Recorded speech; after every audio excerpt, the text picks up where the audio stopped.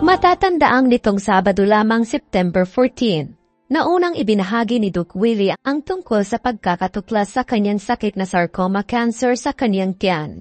Isinisisi ni Doc Willie ang dahilan sa pagkakaroon nito ng sakit na cancer sa stress dulot ng mga nababasa niyang komento mula sa mga netizen dahil sa pagsabak niya sa politika noong 2022. Kahit na matindi ang pinagdaraan ng therapy, ay matapang pa ring ibinulgar ni Doc Willie ang mga korap na politiko sa bansa. Ayon dito, na korap ang mga politikong nakaupo sa gobyerno. Pasensya na po mga politiko, masasagasaan ko na kayo ngayon. Anyway, I'm dying. I don't care anymore. I will tell you the truth. Politicians are corrupt in the Philippines.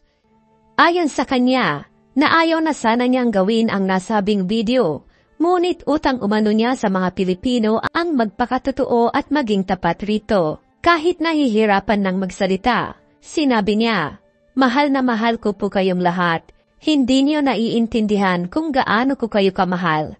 Saad ni Doc Willie, na ang pagtakbo niya noon sa pagka-vice presidente noong 2022 ay para sa mga mamamayang Pilipino. Wala umano siyang nilabas na pera upang sumabak sa politika para manalo. Kagaya na lamang ng mga ibang politiko na dinadaan sa pera ang eleksyon upang makaupo sa gobyerno. Ngunit imbes na mapatunayan ang kanyang kakayahan sa gobyerno, puro pangbabash at panghuhusga ang natamo niya mula sa mga tao. Inamin nitong labis siyang nasaktan. Pero ngayon, hindi na raw siya ang dating si Doc Willie na tahimik lang at duwag. Binago raw siya umano ng kanyang sakit, naging mas malakas siya at palaban. Sa ngayon nananatiling positibo at nagpapasalamat sa mga panalangin at suporta mula sa kanyang mga followers.